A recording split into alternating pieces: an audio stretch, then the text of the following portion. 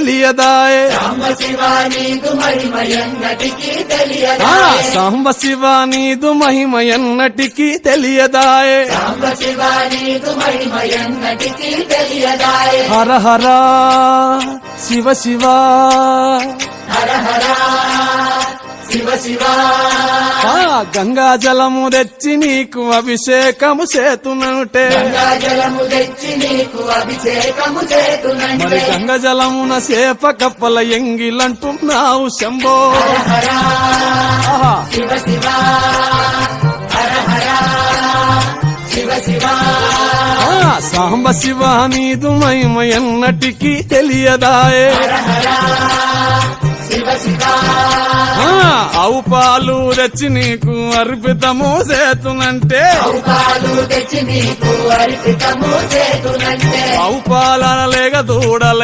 ఎంగిలంటున్నావు శంభో ఓహో శివ శివ గట్టిగా హర హర శివ శివ అది సాంబ శివ నీదు మహిమ ఎన్నటికీ తెలియదాయే సాంబ శివ నీదు మహిమ ఎన్నటికీ తెలియదాయే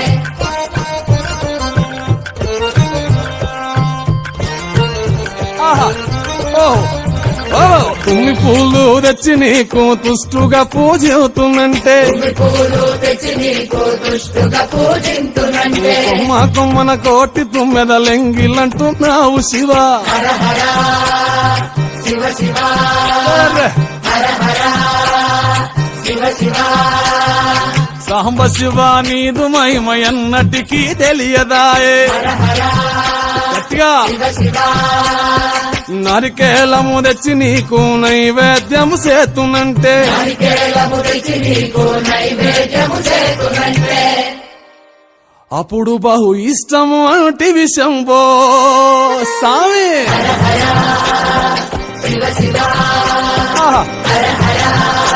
ఓహో శివ శివ హర హర శివ శివ హర హర శివ శివ 5 పూజలు చెప్పారండి. ఈ 5 పూజలు శివాలయంలో చేసిన వాడికి జీవితంలో తిరుగుండదట. ఇక వాడికి పునర్జన్మ కూడా ఉండదని చెప్పారు. అందులో మొట్టమొదటిది ఆవాహన.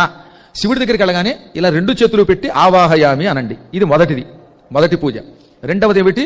ధ్యానం. శివుడికి సంబంధించిన ఏదో ఒక శ్లోకం భక్తితో చదవండి. మీరు ఏ ఆలయానికి వెడితే ఆలయంలో ఉన్నటువంటి దేవుణ్ణి స్తోత్రం చెయ్యండి.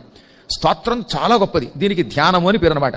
భగవంతుణ్ణి వర్ణించేటటువంటి కవిత్వమునకు ధ్యానము అని పేరు. ఆ ధ్యాన శ్లోకాలు చాలా గొప్ప ఉన్నాయి. అందులో ముఖ్యంగా శివుడికి వందే శంభు ఉమాపతి అనే ఒక శ్లోకం ఉంది, చాలా ఇష్టం తెలిసిన. ఇలా ధ్యానం చేయండి గుళ్ళోకి వెళ్ళి. వెంటనే దానివల్ల ఈ జన్మలో కావలసిన భుక్తి లభిస్తుంది. ఇంకా మూడవది ధూపం. ఈశ్వరుడికి అత్యంత ప్రీతిపాత్రమైన ఉపచారములలో మూడవది ధూపం.